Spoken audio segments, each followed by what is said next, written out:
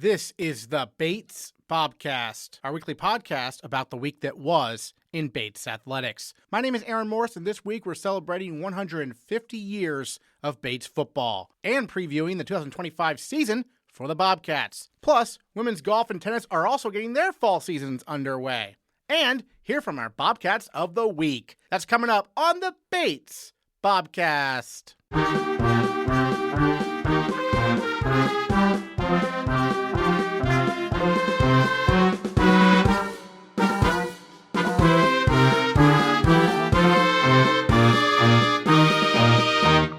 The football team kicks off the 2025 season this Saturday at 1 p.m. when they host Amherst at Garcelon Field. Head coach Matt Coyne previews the 150th year of Bates football. It's here, it's game week. We're previewing the Bobcat football season with head coach Matt Coyne here on the Bobcast. And coach, first of all, before we talk about the team, it's 150 years of Bates football this year. 1875 was the first game Bates ever played. A very different sport back then. But take us through what it means to be celebrating this and what it means for you to be connecting with a lot of alums. Oh, it's an unbelievable honor, and there's only a handful of teams that have even been able to celebrate this moment. 150 years, I believe the first game was Tufts, so for us to kick off the NESCAC and be one of the oldest teams in the NESCAC is pretty impressive. I know the alums are fired up. I think there's so much history within this program. It's really tough to celebrate in one evening, but we're excited to welcome a plethora of alums back. We're going to have a great event, which will tie right into Saturday afternoon for our home opener against Amherst. Excellent. And then, just looking at this team after last year where you beat the eventual NESCAC champion, Wesleyan, you beat Middlebury here at Garcelon Field. How do you bottle those two wins and spread out that level of play, I guess, for an entire season? How do you get this team to take the next step? Yeah, I think it's part of the process that we've stayed true to throughout this. And obviously we're building towards competing for a championship. And what last year did was realize that we can compete with those teams and we can win against those teams. Now, consistency comes down to, discipline, execution, and experience. And now we're entering that phase of this process where we have a ton of starters back.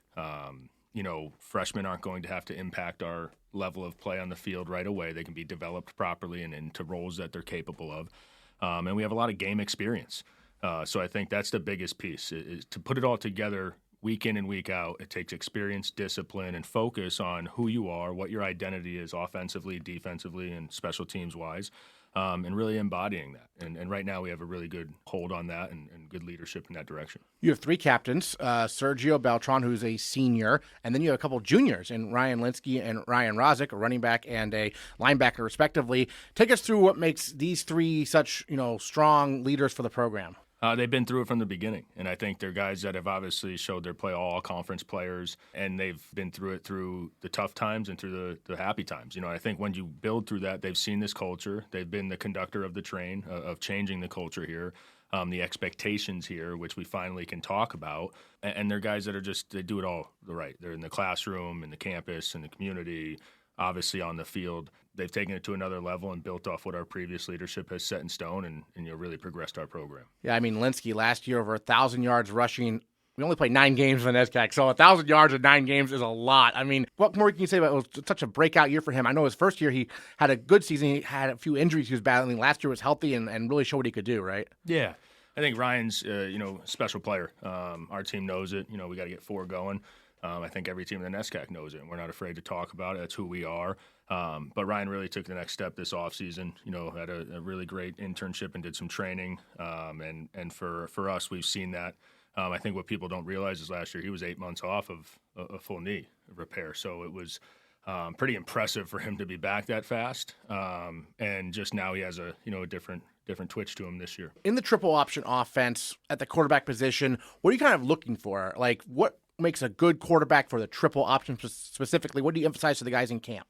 Just discipline and executing the reads and being decisive. I think the hardest part, and we've had our quarterback competition going on, and it's been great with Jack Perry, Sean Green. We have a couple of really good freshmen that have really developed nicely, in Connor Hennessy and Jack Gilmore, and then an experienced guy, Matt Wiley, who's first year, working at that position, has really provided great leadership there. And what we talked about at camp is that guys, you got to be ready to go, because in a triple option offense, you're one hit away from the next guy, so we have to have depth there, which we do.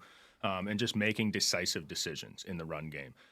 Obviously, in the pass game, that's a quarterback's MO traditionally, but now it's just different. We're reading coverage on the line rather than reading coverage on the second end.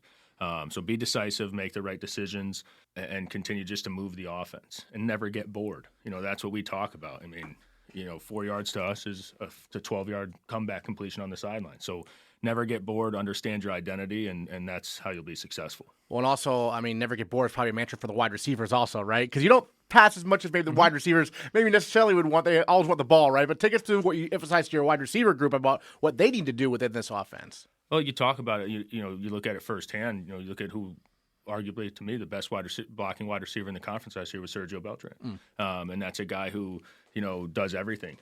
Blocks, catches, runs. I think for us at that wide receiver position, it's more about just loving your teammates. Like your opportunities will come. As we get throughout the season and games and things like that. And for us, really you tell your level of respect for your teammates, your culture by how you block for somebody else. They know that the ball might not be in their hands, but they're a big product of why we're able to be successful. And obviously, as we head into the season, when you look at it last year, perimeter blocking is a huge thing for us, especially in this offense. If we can execute there, we're going to have a chance to be successful in every single game we play. Offensive line came together pretty well last year. A lot of returners up front also. I mean, tell me about the Hogs and how they're looking. They just did a great job in the offseason, weight room development. And I think now, when you invest in that youth game experience and understanding what they're physically going up against, they know how to develop their bodies and minds in the offseason. Obviously, Big John Antolik and Kevin McDonald have been starters from day one. They've got 18 games under their belts as rising juniors. Those guys are the leaders of our offense of line, and but everybody's embodied it. I think, even from numbers 1 through 10 of our O-linemen, 1 through 15, however many are out there, they've all taken the right steps under Coach Watt, and I think they've developed nicely, and they got a better understanding now as we've gone into year 2 of this offense. Who are our tight ends this year? Who do we got? So we got Damian, obviously returning as a senior, Jake Walters, Bryce Carberry, and Nick DeLessio. So guys that have been in the system.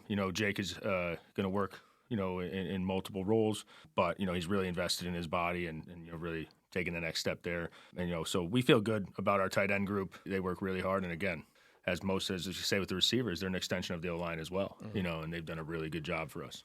Yeah, in this offense, almost everyone considered themselves somewhat of an offensive lineman, I guess, right? Yeah, at some point, Obviously, you have a new offensive coordinator. He's been in the program, though, Owen Watrous. Tell us about, him stepping into that bigger role for him. He's been the offensive line coach, and now he's coordinating that offense. Yeah, he's done an unbelievable job, having the spring to really settle in. We've added, some great staff members as well. Coach Johnson's joined us from Ithaca, and Coach Brown obviously has picked up the running backs and the tight ends now. And I think, Coach Watt's ready for this position.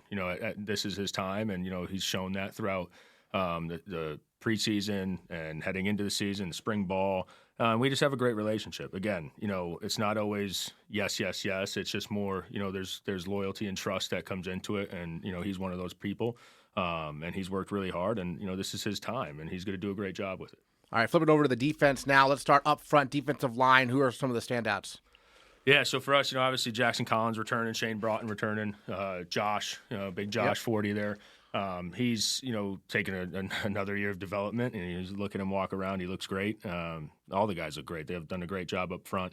As we look at Ryan Kimmel, Cam Zambranowicz, we have some good depth there. Guys that have really developed, worked hard, and, take the next step. We don't have to replace a ton from up front there. Obviously, losing Finn Duffy, who was a great player for us. But interiorly, we feel really good right now.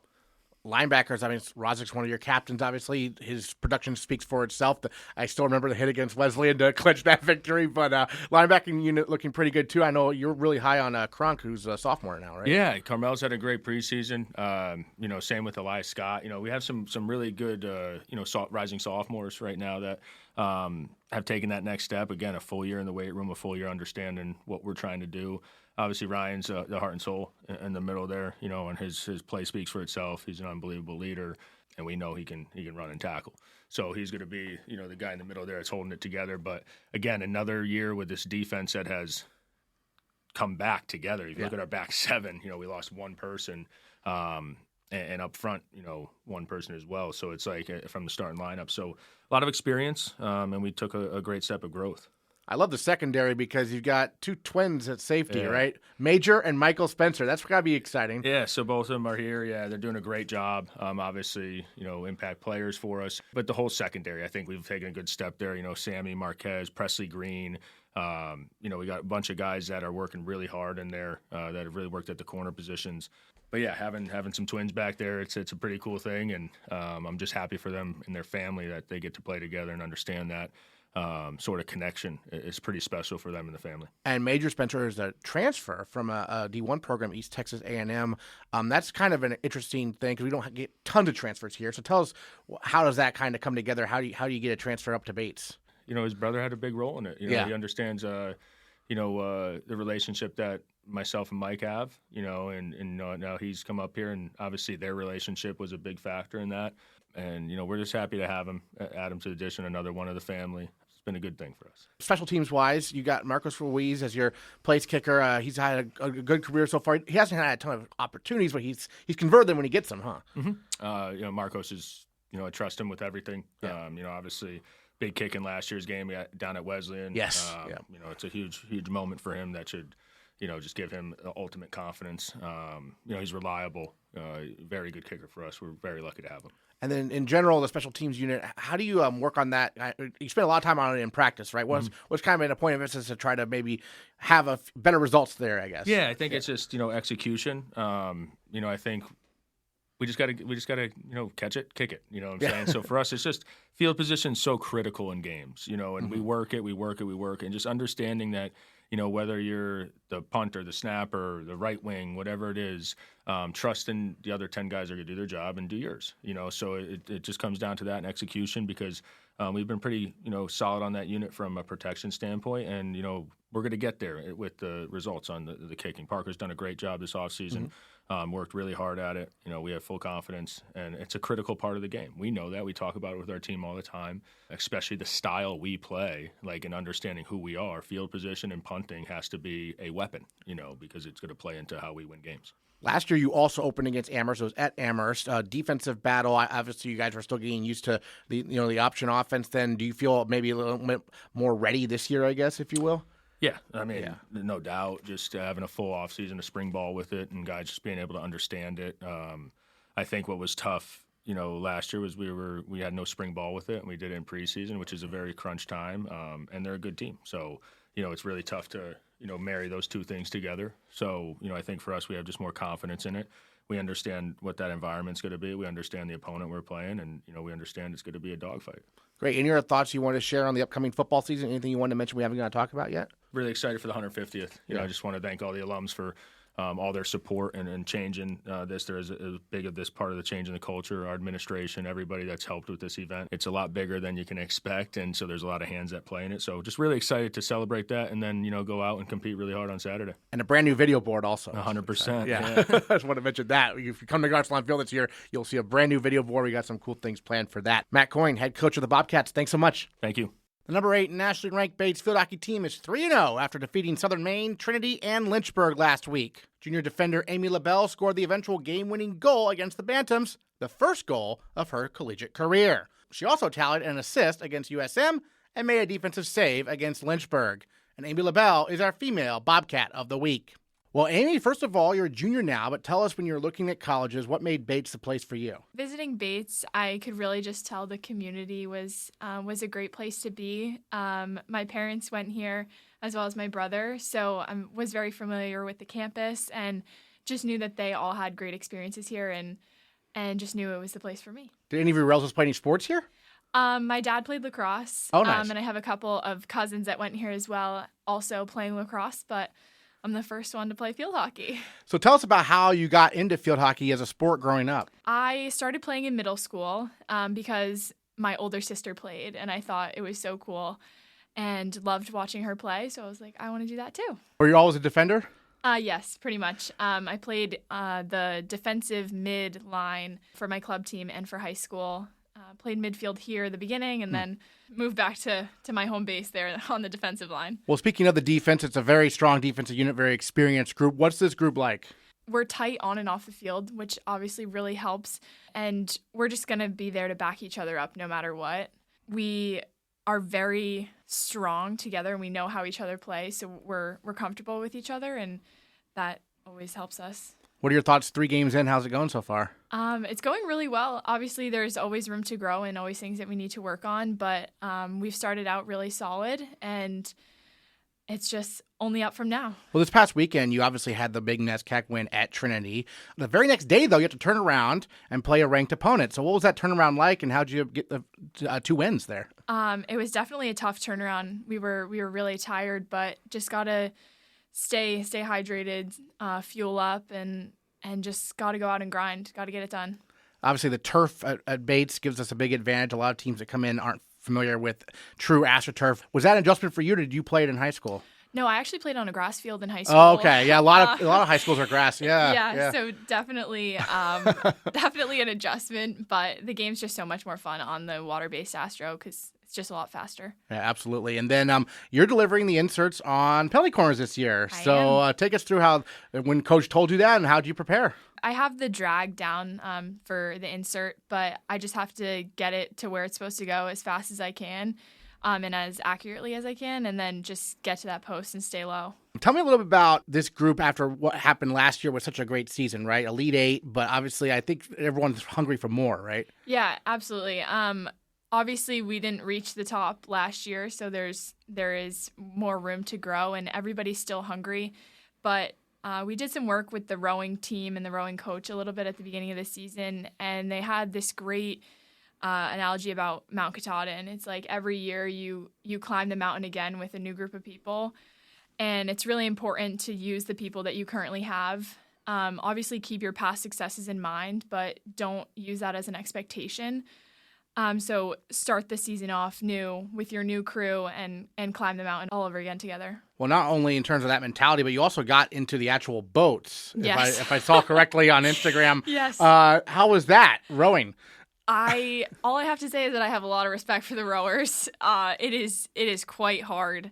But now we have obviously worked together and bonded over that together. So we know that field hockey, obviously, and rowing, it's a team effort. Nobody, as we've been saying, can balance the boat individually. We have to do it together. That really helped us for the season as well. And you got your first collegiate goal, if I'm not mistaken, right? You scored it at Trinity in that 2-1 win. It was the eventual game winner. Yep. Take us through that play, and how'd you score? So it was off of a corner, deliver the insert, obviously, as fast as I can, as accurately as I can, and get to that post, stick on the floor so that you're ready for it when the ball comes to you. And that's what happened. You got to be there to clean up and just put the ball in the back of the net. Yeah, I'm curious because the person who's actually taking the shot, because you're right by one of the posts, basically. Yep. The shot has to be low, right? So know, it can't be high. Right. And so you know kind of where it's going to be. The shooter probably tries to mix it up a little bit, but, is that a play where it's coming to you, kind of? Well, in this instance, I didn't know that the ball was coming to me. So it got blocked and deflected a little bit, and then it was able to get through to my post. And I don't, obviously, your team works so hard to get the ball down that low and through all the people. So you really just have to capitalize on the opportunity. Any other thoughts you wanted to share on the season so far and what you're most looking forward to here as we move forward? I'm just looking forward to how we grow and what more we can achieve this season. I know we have a great group of girls. We all bring our own talents to the table, and it's going to be another awesome season. Number 8 nationally ranked Bobcats are 3-0. Amy LaBelle with a goal and an assist last week. Also a defensive save there against Lynchburg. Thanks so much for joining us on the podcast. Really appreciate it. Thanks, Aaron. The men's soccer team beat St. Joseph's at home and played Trinity to a 1-1 draw on the road last week. First-year Chris Bianco impressed in his first 2 matches as a Bobcat, scoring a goal against the Monks and another against the Bantams, making him our male Bobcat of the week. Well, Chris, welcome to the Bobcast. First year for the men's soccer team and men's basketball, I understand. Very exciting. Yep. 2-sport athlete here at Bates. Tell me a little bit about growing up. Tell us about soccer. How did you first get into that sport? How did you realize, you could probably play it at the next level? I always grew up playing soccer, never club soccer, though. I used to just play for my school, St. Andrews. And I was taking basketball really seriously, and I was thinking about quitting soccer. And I had a coach, 2 coaches, Coach Bork and Coach Alessio at St. Andrews. And they made me keep playing, and I'm glad I did, and I took it to the next level. And balancing those 2 sports, obviously, it was a challenge, right? How'd you do that? It was. I would just say, trusting your body and knowing how much your body can handle and having a good group of people around you and trusting God. I'm a big believer in God. And I think if you love something so much, like I love those two sports, you're going to find a way to manage the time and do both of them. Great. When you were looking at colleges, what made Bates the place for you? How'd you navigate the process? Because obviously you're dealing with two sports, right? And most athletes are coming here for one sport. Yeah. I would say I knew I wanted to play both sports in college. So coming here, knowing I had the chance to play both, and I really liked the coaches, and they made me feel like I was family already. And they said that the two sports wouldn't be a problem, so I just went with it, and I'm glad I did. So you've gotten a few soccer matches under your belt. You have another one. We're talking on Tuesday here tonight, but Yeah. You've scored a goal in both of them. Yeah. So how exciting is that? A couple goals to start your career like this. It's pretty exciting. I wouldn't say that I'm surprised by it, but I just say that I put in the work, and I trusted the work, and I trusted God again, and everything that was coming for me, I kind of made myself build it into it, kind of, yeah. So you scored a goal there at Trinity. For those of us who didn't see the game, it was on the road. Take us through the goal. How did it develop? Actually, the play before, I missed the opportunity that I thought I should have scored on. And Coach Brewster is always big on next play, next play, next play. And I was just like, all right, keep my head up. I'm going to get another chance. I'm going to finish this one.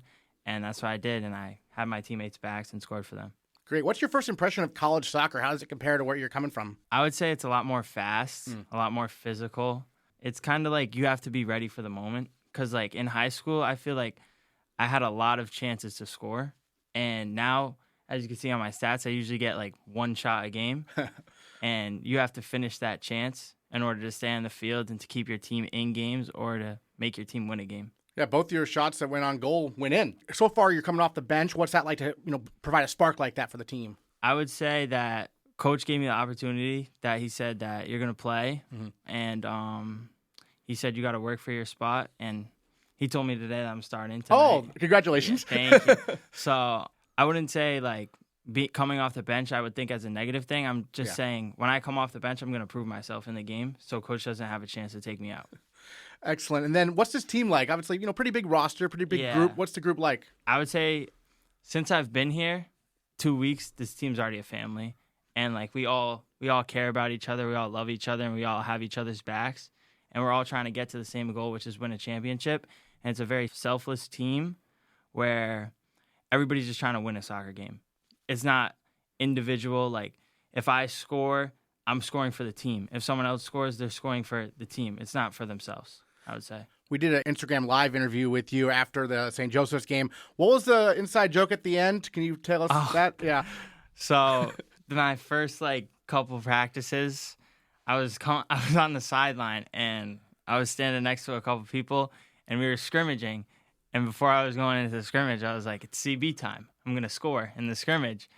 And it just everybody kind of ran with it and thought it was super funny. So, and then I put it on the billboard at the stadium. Oh, nice. In my celebration. Yeah. So CB time, you said that out loud, not just to yourself. Yeah, I said that out loud. Now, do you do that every time you come in the game now, CB time? Not when I come in the game. If I score, I'll do it. Okay, gotcha. Nice. Well, any other thoughts on, the college experience so far? You're a few weeks in. Classes just started. What's it been like so far? I'm really enjoying it. I think it's fun. I think it's good I think I'm good at managing my time. So that's been a big part of it, and just getting all the work done in class and putting my all into my sports, I would say. Excellent. Chris Bianco, first-year forward for the men's soccer team. We'll be seeing him in early basketball season as well. Very exciting. Thanks so much for joining us on the Bobcast, our male Bobcat of the Week. Thank you. In other Bates athletics news, the volleyball team earned a pair of wins last week over USM and Keene State, while women's soccer won a 2-1 thriller at Husson before dropping a road contest at Trinity.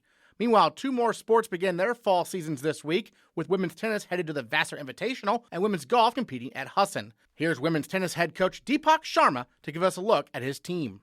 Women's tennis fall schedule gets started this weekend at Vassar. We have Deepak Sharma, head coach of the Bobcats, join us here on the Bobcast to give us a preview. And you got 3 events basically this fall, all of them on the road. Take us through what you're looking for from your team, what you're hoping to see at these events, and how are they similar, how are they different? Because I feel like they're somewhat different events. Well, we have 4 new players, so I think it's just with 3 abroad too. It's just trying to get the team a little cohesion. So nothing beats a good road trip to do that. So we wanted to get play started right away. So with Vassar, it's one of the earlier tournaments that we've had before. So I think it's just good to get everybody in action, kind of playing some doubles and singles, seeing how everybody does in competition. ITAs is a little bit of a heavy hitting competition a couple weeks later with all the best teams in the region there. So that could be it could be very interesting. It also could be a little bit intimidating. So I think the Vassar invite gets everybody used to seeing other uniforms and other players, and ITAs will be really interesting. And then we're going to wrap it up with an October date at Hamilton, which is a bit of a far drive, but wanted to get the new players used to it. I mean, it's part of the conference and stuff, so it would be a really good weekend to get out there, play some competition against some other schools as well that we don't normally play besides Hamilton, but like St. Lawrence might be there. And so it's just good to kind of mix it up a little bit between the three, see some different levels of competition at the same time, mix it in with ITAs, which is kind of a heavy-hitting tournament.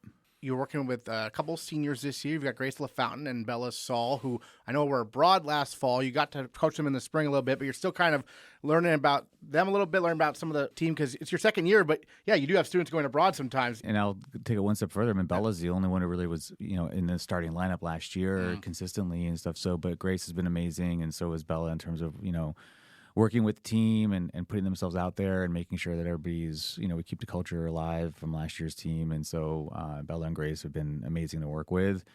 I have a lot of respect for both of them and just what they bring to the table and how much passion they have for the team and for Bates. And they've both been playing pretty well this fall too as well. So it's been good to see. And so we're just trying to pick up from last year, but they're going to have their own spin to the culture of the team that I hope that they can add to it, which is going to be sort of like the Grace and Bella flavor. Plus with the 4 new players, plus with the 3. So it's going to be a different team and a different culture, but I think that they're off to a great start with just kind of putting their own stamp on it. So, yeah, you mentioned 4 new players, 4 first years. How are they adjusting so far in the few time you how long have you been in the practice yet? Well, we had about a week of practice. Yeah, they've been amazing to work with. I mean, I think there's always going to be a little bit of a learning curve for both sides, but they've jumped right in, and I think that that's what's been exciting about this is I've gotten to know them over the course of the past year, and they're all, again, just very similar to the players who have been here for a long time, just excited to get on the court, excited to compete, excited to do right by Bates and, on and off the court, and I think it's just really exciting to kind of see them, and they've been a pleasure to work with. Pretty seamless, feels like so far. Like I feel like I've known some of them for a long time, and so it's been great to work with them, and I think they all bring unique skill sets to the court and stuff. So it'd be really interesting to see how this all plays out, which is why those fall tournaments are really important to kind of see where what we need to work on and then also what they're good at. I know you've been out and about recruiting, doing a lot of recruiting. What's the kind of focus there in terms of what kind of athletes you're looking to bring in here to Bates? Yeah, first and foremost, it's like team first mindset. It's culture, and it's always going to be about, for 3 things for me, is like it's a passion for tennis. You'd be surprised how many times you go to these tournaments or showcases, and it's probably in all sports where you're like, oh, this person looks like they're maybe a little bit burned out and they're not really quite into it. So passion for tennis. Second thing is passion for team. We're an individual sport, so it's a little bit different. So people have to be really understanding that you're just one component. So it's really kind of teaching that side of things. And the third thing is passion for Bates.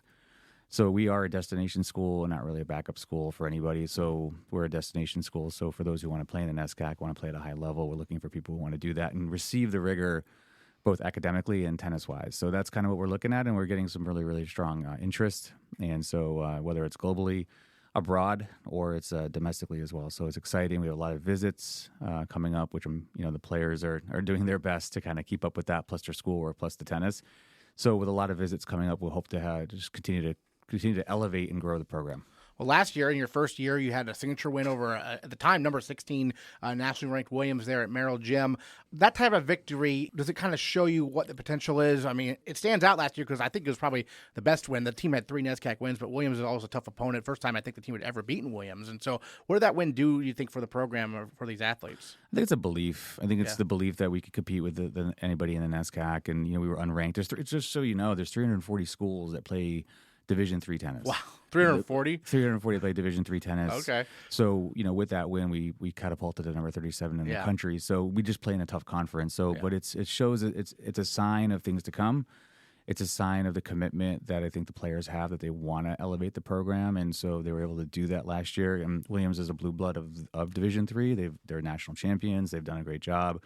They're well coached. It's just an amazing win for the program, and I think it just sort of is a stepping stone. So it's in the past now, and we have to kind of we hold on to it. We're proud of it. It's something that I hold dear to me. It was a special day for me as a coach to see your team play and perform like that. And it's time to also to turn the page and kind of use that and leverage that to show the new players like, hey, this is how good we can become, and this is how good we are. We just have to work together. I know Iris Westmoreland is abroad this fall, but obviously she's a key player playing at the top of the lineup last year. What are you looking to see when she returns in the spring from her? I mean, what do you tell your players when they go abroad in the fall in terms of like the balance of like tennis and, having the abroad experience? I mean, we encourage. I mean, it's all about the balance here, and so we do encourage. I didn't get a chance to do it when I was in college, so I definitely encourage like the study abroad.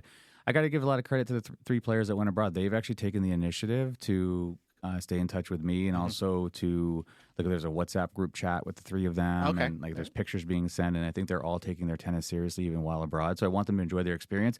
I don't mandate anything for them to go abroad. I don't necessarily expect them to play, but those three have taken it upon themselves to tell me, and even, I could see it with Iris as well. She's actually sent me some photos of her playing and stuff, so she's taking it really seriously. She's obviously a great student and great player, but the fact that she's doing that abroad means a lot to me and means a lot to the program as well. So that's just the level of care and concern that those players have abroad for their tennis as well. So that's also what we're looking for, people who are serious about the sport, who are willing to do it while they're abroad. Again, it's not mandated, don't require it. So it's really cool to see that those three are just kind of running with it, taking the initiative for that. That's been awesome. Great. Well, any other thoughts you wanted to share about, the upcoming fall season, this tournament in particular this weekend, perhaps we haven't got to talk about yet?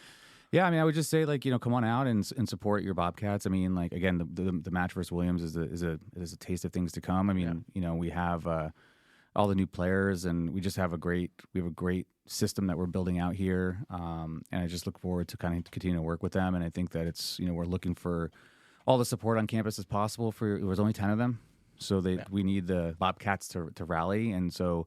Very excited for what's to come, and just looking to get that support. Last year, we had a lot of support. I mean, I remember President Jenkins coming by for the Williams win, and it was just great to kind of see the attention for the program that they deserved. And so I would like to kind of follow that up. And 31 sports on campus, you got a lot of choices, but you got one women's tennis team. Yep.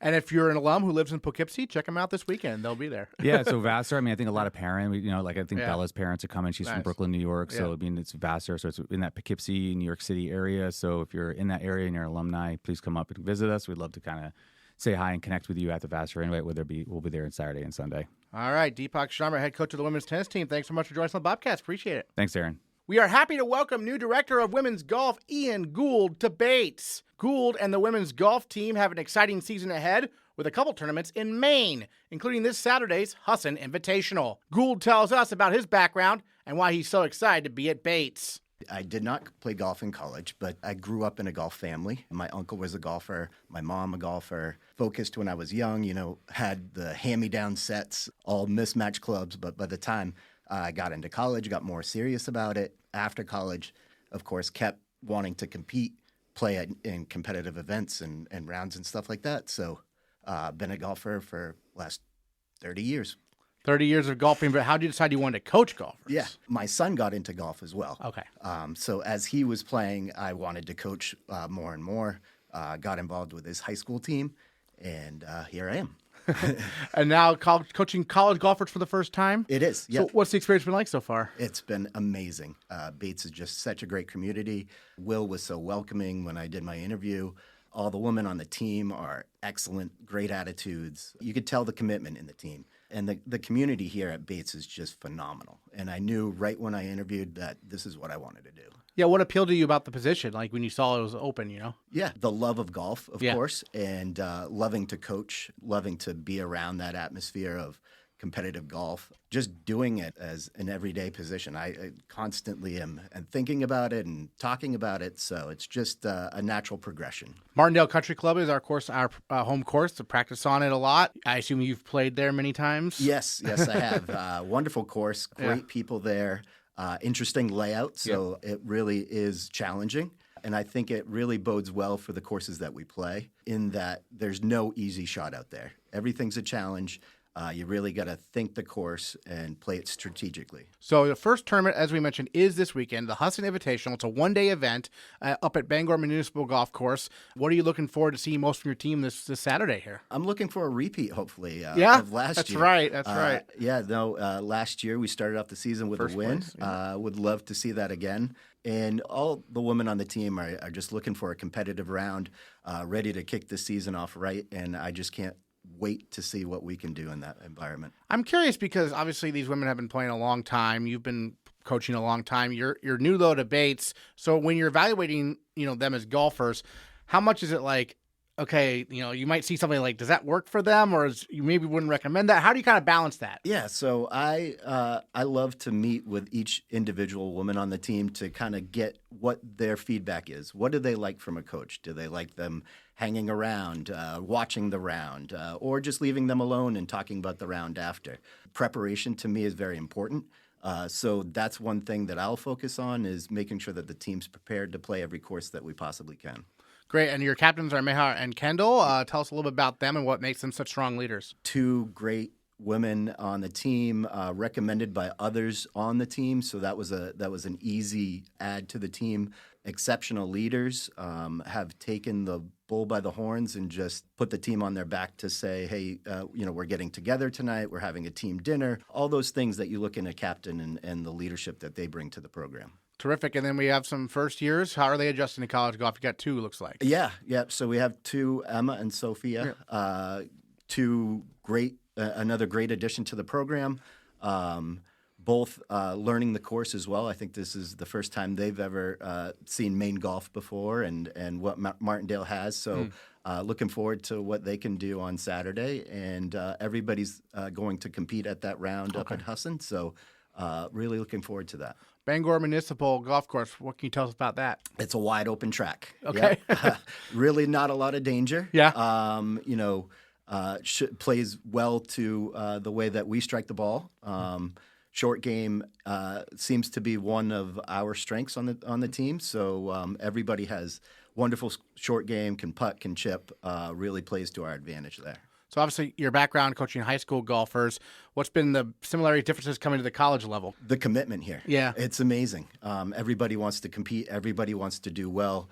They all juggle their academic schedules as well to fit what we need for the program, how we can be successful, talking in day one that we want to strive to be NESCAC champions. One really cool thing is the golf teams, both the women and the men, were recently featured with Golf Digest, and that it was sponsored content, but it was really cool with Adobe where they got to design like golf courses. I'm sure you saw that video. It was like to see some of your golfers on there. That was amazing. Yeah. That was just an amazing video, and it was really cool just to kind of be part of that, to have that experience for these women on the team, to have Golf Digest be part of this program is just amazing.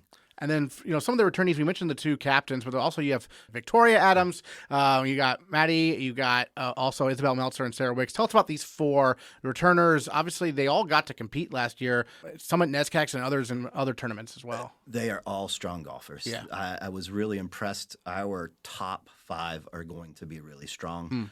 They all strike the ball really well. They all are well around the greens. We've had some competitive practice rounds now. Where I'm kind of evaluating all the talent, and it is just so close that everybody competes day in and day out. And so you mentioned they're all going to play at Husson. Yes, that's an exciting opportunity. Everybody's coming for our first event, so that's really exciting, and I can't wait to see how everybody competes. Yeah, a chance for you to do some more evaluation, but in an actual tournament setting. Exactly.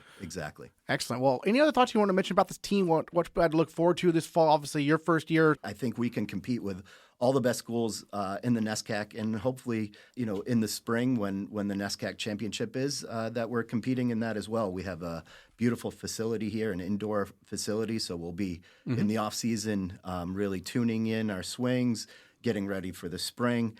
But really, my expectation is that we're going to compete at the highest level there is. I really fell into a great program. The recruitment has been excellent. The women that we have on our team play at a high level and could probably play at D1 level for some of them. So it's really, really exciting to see what we have in store for the future. It all starts this Saturday, Husson Invitational up in Bangor, Maine at Bangor Municipal Golf Course on the 13th here of September. They'll be back in Maine for the Polar Bear Shootout in October. And, of course, if you live down by Cape Cod, you'll want to check out the NEIGA Championship. That's the premier event of the fall in middle of October, the 18th and 19th. I want to welcome again our new Director of Women's Golf, Ian Gould, to Bates. And thank you so much for joining us here on the Bobcast. Thanks for having me. As we mentioned earlier, this is the 150th anniversary of Bates football, and the celebration kicks off this weekend. More than 100 alums will be back on campus, including many from the class of 1969. That class made a name for themselves with 4 straight winning seasons, including a pair of outright CBB championships. Jeff Sturgis was the center for those teams, and he joins the Bobcast this week to share his memories of his days as a Bobcat. Jeff, first of all, thank you so much for joining us on the Bobcast, and I love the fact that not only did you attend Bates and play football, your dad attended Bates and played football and went to the Glass Bowl. Tell me about your memories growing up hearing stories from your dad about his time as a Bobcat. Well, my dad was in high school when Pearl Harbor happened, and so after he graduated, he went out into the Navy and went to the South Pacific. Started at Guadalcanal, ended up at Okinawa, island hopped with the Seabees. But he got into the V-12 program towards the end of the war. And the V-12 program was a program to get Navy men through college and into the officer corps. So he came back before the war ended and ended up going to first Princeton, then Tufts, and finally ended up at Bates, which was nice because my mother, his high school sweetheart, had gone to Bates during the war and graduated in 46. So my dad was a student here in 46 when the team went undefeated under Coach Ducky Pond, and went to the Glass Bowl. My earliest memories of Bates are when my dad told me about those times and actually brought me over to Bates, took me on the football team, took me on the football field, and through the locker rooms. And I was 5 or 6 or something like that. And that's when I decided I was going to play football at Bates. He was not a starter on the team, didn't play much at all. He was a sub. But he told me stories of people like Art Blanchard, who ended up, I think, being, even though Bates lost the Glass Bowl, ended up being the MVP. So his stories of that group were interesting. A couple of interesting stories he told. One was that originally they all traveled out by train, and they were only going to take the starters and the backups. And my dad visited the coach and the AD because he was one of the scrubs, and he advocated that they should take the whole team because more than anything, the backups were the one who held the blocking dummies so that the starters could perfect their technique. So the college allowed them all to go. The other interesting story is these were all mostly veterans, men, mid-20s to late 20s, and they'd been all over the world fighting the war. And my dad said he felt that was a good thing, but sometimes a detriment, because he said they partied pretty hard on the way out to Toledo, Ohio, and he wondered if they hadn't partied as much, whether they might. And they had a great game. I think they only lost by less than a touchdown. Yeah, it was 21-12. Yeah, it was a good game. Yeah. So, and anyway, he felt that maybe less partying might have led to a better performance that day. Yeah, who knows? A great what if, right? So for you already decided at a young age you're going to be a Bobcat. Yep. And when that actually came to fruition, what was that experience like first joining the team? Well, it was great. I decided I was going to Bates. I'm going to play football. So I played football all through junior high and high school. And the only school I applied to was Bates. And I got in early decisions in November, my senior year. So my senior year in high school was very nice. It was a dream come true. In no way was I a great football player. I wasn't on anybody's all-American list or all-league or all whatever. I was good enough to start in high school and to start at Bates. And, as Belichick says, I did my job. And so I was the starting long snapper for 4 years, and then I got to start regularly for my junior and senior years. And it was very satisfying. People say, if you have a dream and work hard enough at it, you can succeed. And it was very satisfying for me. That 5 or 6 year old kid's dream came true on a good team. Right, 4 good teams. Yeah. Starting with 1965, where Jim Murphy, who we'll talk about in a bit, obviously got some playing time that year, got some starts. But the real star of that team was the fullback, Tom Carr. What are your memories of Tom Carr? Because it sounds like he might have been an interesting guy. Yeah, he was. He was a big guy. Yeah. He was bigger than most of our linemen. Yeah. And, the key to our class was, of course, Jim Murphy. Yes. He ended up being the backup for the first couple of games and then moved into the starting position, a little less than halfway through the year. Tom was a big fullback, and he was famous for never losing a yard in his 4 years at Bates.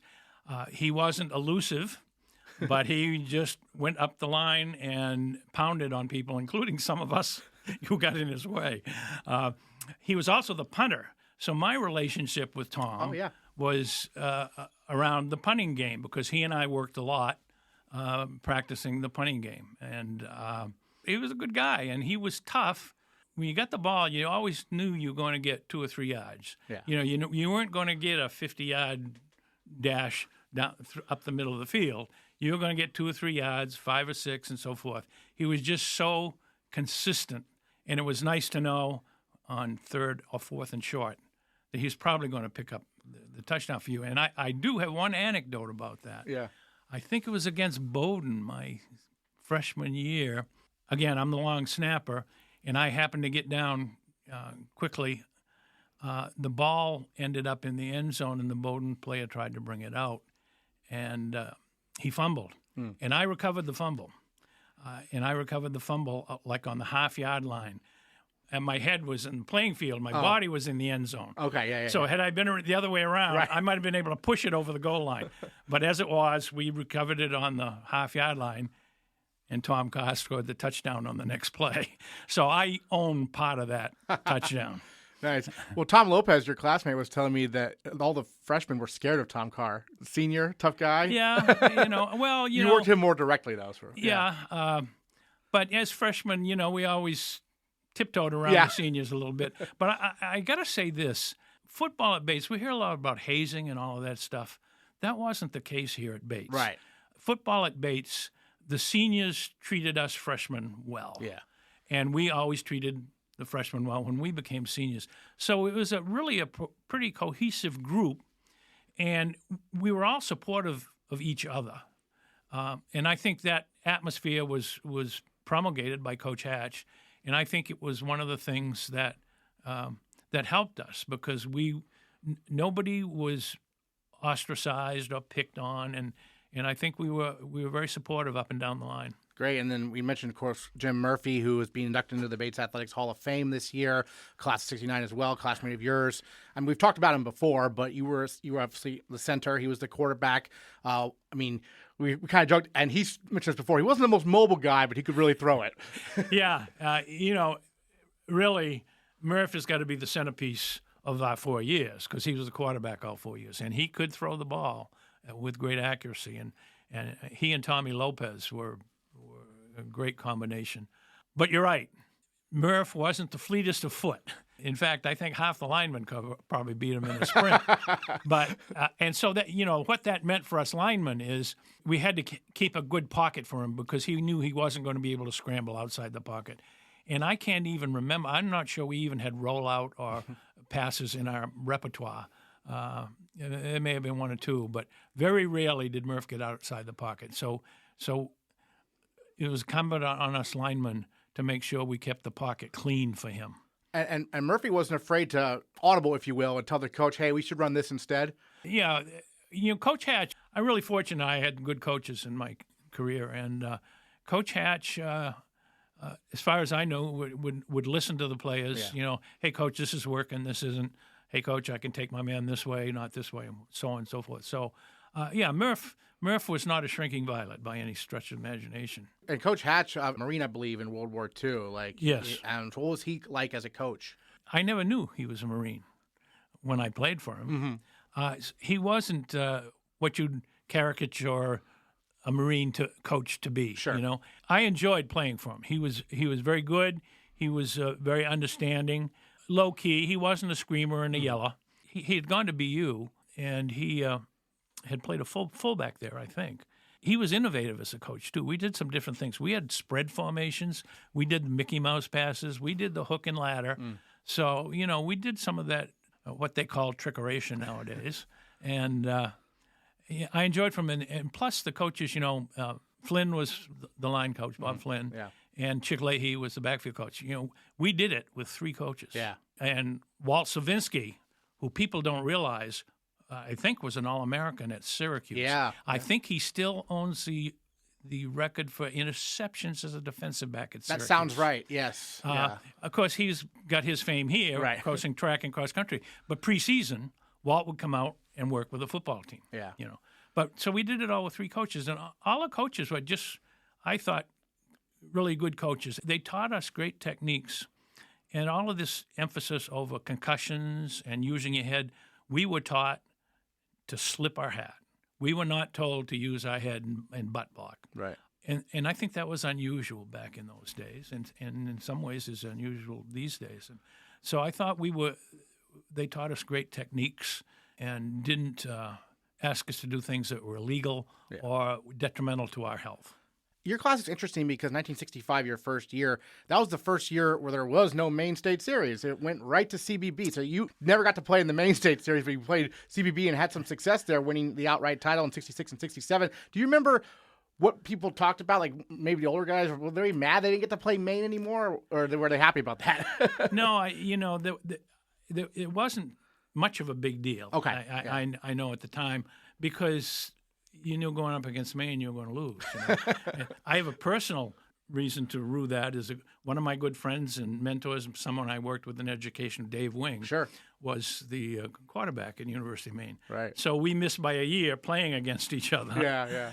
But it's interesting, though, because, Maine college football was televised back in those days. I remember, I think my first 2 years, they televised the Bates Bowden game, because I remember the television station coming to practice and taking cameos of the starters and so forth. I think it was discontinued after that. But it was a big deal back then. But I don't think we missed playing Maine or wanted to play Maine. Right. And then your senior year, you actually played an extra game. You ended up being 5-4 that year. And you kind of knew the stakes. You had to win your last 2 to get 4 straight winning seasons. The team was pretty aware that was going to be historic if you could do it, right? Well, I particularly remember, we had always played 8 games. Yeah. And we had been pretty successful against Bowden and Colby, although our biggest loss freshman year was the last game against Colby. We were 6-1, and they upset us. Yeah. Their quarterback, Lovejoy, threw then 16 straight completions, which was an NCAA record at that time. Oh, wow. And then my senior year, disappointing, Bowden beat us on our home field. So we won the CBB sophomore and junior years, but not freshman and senior years. I do remember, I don't know how Coach Hatch picked up that last game, and I don't know why, but I'm guessing, Bridgewater State needed a game, and hey, Bates, we're open. I do remember on the bus ride to Bridgewater State, Coach Hatch, either on the bus ride or in the locker room, said, "You realize that if we win this game, you will be the first class to have 4 straight winning seasons." And we won it like 35-12 or something like that. And I remember we won it convincingly, that we seniors were pulled out in the fourth quarter. And so when I came out, I sat on the bench and cried, because I knew it was the last football game I'll ever play. What kind of tears are those? You're happy you're winning, but you're also sad you'll never play again. It was more sadness than happy we were winning, because football had been such a encompassing thing in my life from my junior high days. It was sadness, but I was fortunate. I was able to go on and become I coached a couple of years at Bates, and I coached 12, 13 years in high school football, and was fortunate to have some success there. And so football's been good to me. When you coached at Bates, who did you coach with? It was Bob Hatch's last year. Oh, so the AIC win. 72? So I got out of the Navy in summer of 72. I came back from Vietnam, got out of the Navy, and came back, got a job at Everett High School. Well, they had no football coach's job, so I came over to see Coach Hatch and said, "Hey, I'd like to do something." I volunteer, and his assistant coach's positions were filled. Yeah. And so he says, "Well, what we can do is, Jeff, you be the scout, full-time scout for us, and help us at practices, and I'll take the whole scout budget and give it to you as salary." Okay. So I was kind of an add-on. But it was great, because I got to coach with the coaches I'd been with when I played. And it was a great education for an aspiring coach, because you had to be able to learn to see the field. And so as a scout back in those days, you didn't scout on film. We didn't exchange films. Right. So I went to every game, and the only game I was at home, I was on the sideline with Bates, was the last game of the year. Oh, interesting. Okay. Okay. But it was a great education. Yeah. And I learned from Coach Hatch and Flynn and Leahy. And then that was Bob Hatch's last year. Mm-hmm. And Vic Gatto came on. And so I stayed around for Vic's first year here at Bates and was on the staff doing basically the same thing. But then after that, Vic kind of brought in his own coaches. And so I went to the high school, coached some freshmen at Everett High School, which was great because they had a couple of state championships, the high school. And I coached a lot of those freshmen who won state championships a few years later. And then I got my own job at Oak Hill High School as a head coach and built the program there. Nice. How did your time at Bates, your education at Bates, prepare you for your career? I didn't decide what I wanted to be until my junior year, but I got a great liberal arts education here. I was a math major. And Bates also gave you enough opportunities for education courses so you get certified. So I did that. And, I kind of went backwards. I wanted to be a teacher because I wanted to coach football. Fair enough. Yeah. But I was a math major. Yeah. And math teachers are hard to find. Yeah. So the combination worked really well for me. And, coming out of the Navy in the summer of '72, how do you get a job with a month to go before school starts? And fortunately, I was able to get one at EL real close. The school my parents graduated from, but which I did not graduate from. Right. Because I went to high school in Massachusetts. So, yeah, I've always felt that Bates gave me a great, well-rounded education.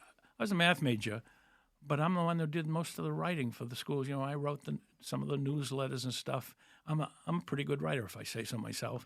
And all of those courses helped me become, I think, a really well-rounded person and led to the opportunities I had in education to become an administrator and finally work at the state level for the Maine Principals Association, running the tournaments and the academic portion of it, too. Well, and then also the class of '69, football-wise, is extremely close. It seems like maybe more so than any other class at Bates. I'm not sure, but in particular, a very close group. Why do you think that is? Well, for one thing, most of us were in 2 dorms. Okay. We just checked it out. There were 11 of us who ended up going through the 4 years together.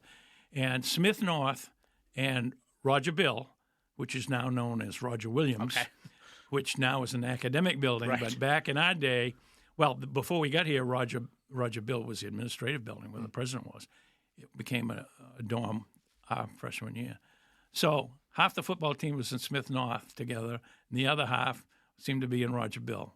And we had a friendly rivalry. And so football players, they tended to room together or be in adjacent rooms and so forth. So, and we all got we're very different people. I was one of the few who didn't room with a football player. Oh. But I was in Smith North. And it was a pretty close group. And I think that, there was a lot of association off the field as well as on the field, and I think that led to the cohesion that helped us be a pretty good football team. Who have you kept in touch with the most through the years? Well, no one in particular, but the Massachusetts guys mostly. We see each other, Brownie. Yep. Of course, Jim Murphy was on campus a lot, and I'd see him because he was coaching soccer and women's basketball. And Dick Magnan, some of the Massachusetts guys, Walt Jackson, Tommy Lopez who was a much more successful high school coach than I was. Hall of Fame high school coach. We get together mostly here on campus at reunions and stuff, or sometimes at games. Tom's son played for Bates, Mike Lopez, and I'd see them. So. You guys are getting together this Friday. I know there's a reception of all the alums, not just '69, but all the alums. What are you most looking forward to about seeing a bunch of guys together who had similar experiences here, right? Yeah, probably relive the old times, and I don't know.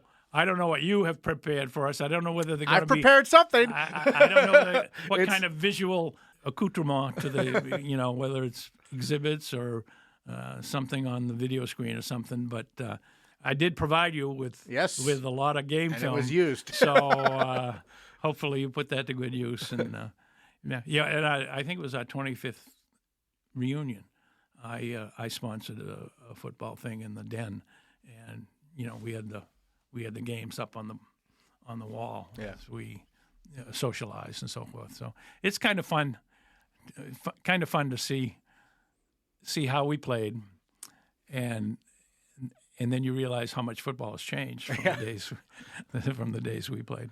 Well, I was just watching. Yeah, I watched the film you gave me, a lot of it, and you're right about Carr. He was huge. Like, it's obvious who he is on the field. Yeah. And then you look at Murphy. He could really throw it. I mean, he was perfectly leading receivers and threw to double coverage a few times, but it was pretty good. Murph and Lopez. Lopez ran like a 10-yard sideline. Honest to goodness. Whether it was practice or a game, they would never miss. Yeah. Tom was tall, lanky. He was not fast, but he ran good routes, and he had great hands. And Murph always could throw it right where Tom was the only person who could catch it. The interesting thing, too, coulda, woulda, shouldas. As successful as we were, we could have been so much better because, our class, we had guys on offense and defense, but we didn't have any running backs in my class. But our sophomore year, Donnie Hanson from York, Maine, and Sandy Nesbitt from Brunswick were on the team. And ironically, Donnie started ahead of Sandy.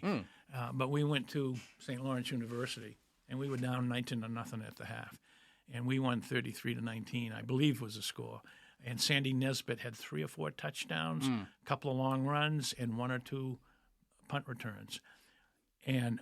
But here's the coulda, woulda, shoulda part of it. Don injured his foot that year. Played for 4 years. I think it was what we'd call turf toe or something. Yeah. And really, he was so good, and he couldn't live up to that. Ended up being punting, I think, mostly. And Sandy Nesbitt with an injured foot, he was punting. Maybe it was he couldn't cut with it, but he could. Right. And Sandy was just an outstanding back, but he got hurt. I think our junior year, his sophomore year, he was pretty good health-wise. But if could have kept those 2 guys on the field together, for the remaining 3 years we had, we would have won a few more ball games. We just didn't have the breakaway backs that Sandy would have provided, or the great back who could pick up 5, 6, 7 yards at a time like Donnie could have done. Yeah. Well, Nesbitt had that 96-yard run against Middlebury, which unfortunately on the DVD it's not on there. Really? I watched the whole thing; it's not there. I'm like, but I wish I'd seen it. But he obviously explosive back. He was, I think, class of 70 because in 1969, the year after you graduated, they started 3-0. They started 3-0, and then he got hurt. Yeah. And then But. And I was, you mentioned that because I joined the Bates the football staff in '72. Yeah. And that was their long losing streak. It started in '70, and I remember I think I was scouting over in Vermont, maybe at Middlebury or Norwich, and I think I was scouting with Frank McGinty, who was the linebacker who was a year behind us. Okay. He was small, but he was tough. Yeah. And so Frank and I were scouting together, and we had the radio tuned to the football scores. And when we came back, we almost went off the road when we heard that Bates had beaten AIC to break that streak. I think it was 17-14. It was a field goal. Yep. So it was a pleasant memory in a long line of unpleasant memories. Right, a little tough era there in the early 70s, but that was a massive win because AIC, I mean, they were a really good program. I mean, that was not like we played AIC and they had a good back, Delahanty. They had a good back who went and played in the NFL. Oh wow, okay. In those times, and so they were a tough team, and I can't remember precisely. I think we beat them once or twice in those years. I think you beat them in '66, maybe. Yeah. The team that we had a hard time with was Trinity. Gee, we had a hard time. That's a common experience as a Bobcat. and you know, our score, we could always score against them, but we couldn't stop them. And some of our scores, you know, and I'm working from memory, but you know, may have been like 52 to 45 or something like that. High-scoring games. But defensively, we weren't quite as good as we were offensively. And so the teams that had good offenses gave us a hard time. Well, any other thoughts you wanted to share on your time at Bates, the 150 years of Bates football, anything else you wanted to mention we aren't going to talk about? In a way, it's hard being a Bates football fan because we don't have the sterling record that some schools do. But for me and the guys who played here at Bates, it was a very meaningful and important experience. And I think it's worthwhile. The effort is worthwhile, and hopefully we can get better as we go along. And, the tension was always between how can you get good students who are also good athletes. And especially Bates, Bowdoin, and Colby up here in Maine, we're competing against the Massachusetts schools, Williams, Wesleyan's Connecticut, Massachusetts, Connecticut, Trinity, Amherst, Tufts. And it's hard to get some good athletes to come up here to the wilds of Maine with the winters we have. We always try to get football players who also skied, so it's always been difficult. Well, Jeff, thank you so much for taking the time to join us on the Bobcast. We're looking forward to this weekend, Friday and Saturday, lots of festivities around 150 years of Bates football.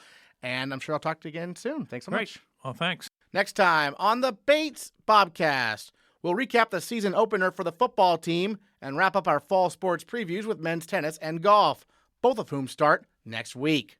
In the meantime, check out GoBatesBobcats.com for all the latest Bates athletics news, and we'll catch you next time on the Bates Bobcast.